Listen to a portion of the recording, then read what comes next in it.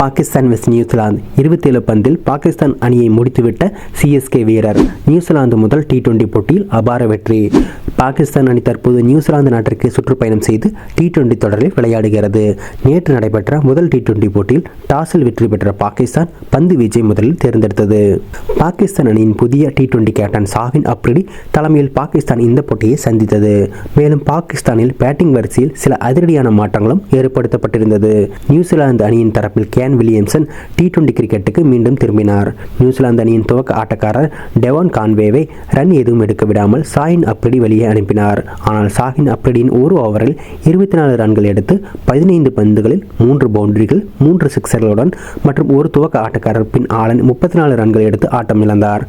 அதற்கு அடுத்து ஜோடி சேர்ந்த கேப்டன் கேன் வில்லியம்சன் 9 பவுண்டரிகளுடன் 42 பந்துகளில் 57 ரன்கள் எடுக்க சென்னை சூப்பர் கிங்ஸ் அணிக்கு 14 கோடிக்கு வாங்கப்பட்ட டேரில் மிட்சன் 27 பந்துகளில் 4 பவுண்டரி மற்றும் 4 சிக்ஸர்களுடன் அதிரடியாக ஆடி 67 ரன்கள் குவித்து ஆட்டமிழந்தார். இவரின் ஆட்டம் நியூசிலாந்தை பெரிய ரன்கள் நோக்கி தள்ளியது.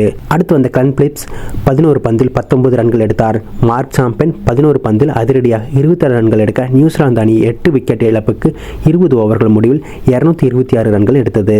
பாகிஸ்தானுக்கு எதிராக நியூசிலாந்து அணியின் அதிகபட்ச T20 ரன் இதுவாகும். பாகிஸ்தான் தரப்பில் ஷாஹின் அப்ரிடி மற்றும் அப்பாஸ் அப்ரிடி இருவரும் தலா 3 விக்கெட்டுகளை கைப்பற்றினர்.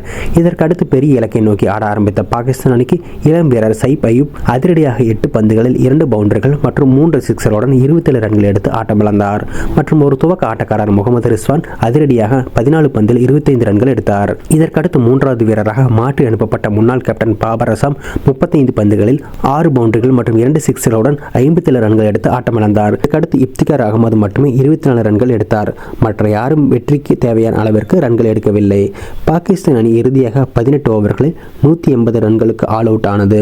நியூசிலாந்து அணி 46 ரன்கள் வித்தியாசத்தில் முதல் T20 போட்டியில் அபார வெற்றி பெற்றது. நியூசிலாந்து தரப்பில் டிம் சவுதி 4 விக்கெட்டுகளை கைப்பற்றினார்.